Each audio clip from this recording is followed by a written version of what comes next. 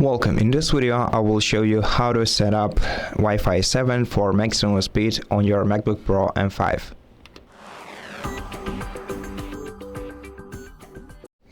So the Wi-Fi 7 on your MacBook doesn't need any additional setting up except for you have to find yourself a Wi-Fi with 6 GHz support.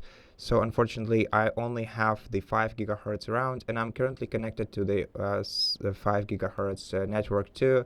So basically you just have to select a network that says 6G or has a 6 GHz support. And then the best thing that you can do is check for software updates to make sure that everything works well. So go to the Apple logo in the top left corner, open System Settings, then go to Wi-Fi, then go to General, then go to Software Update, and make sure that you have the latest macOS version installed.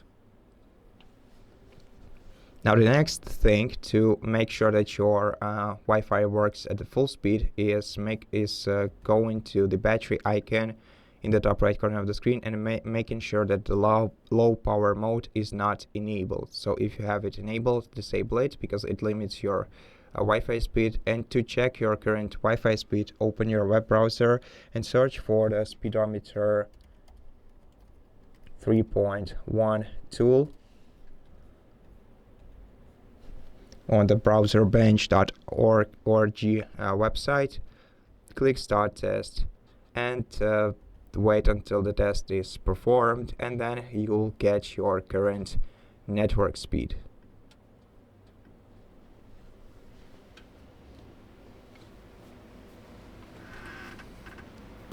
And as you can see, for me it's only 59.4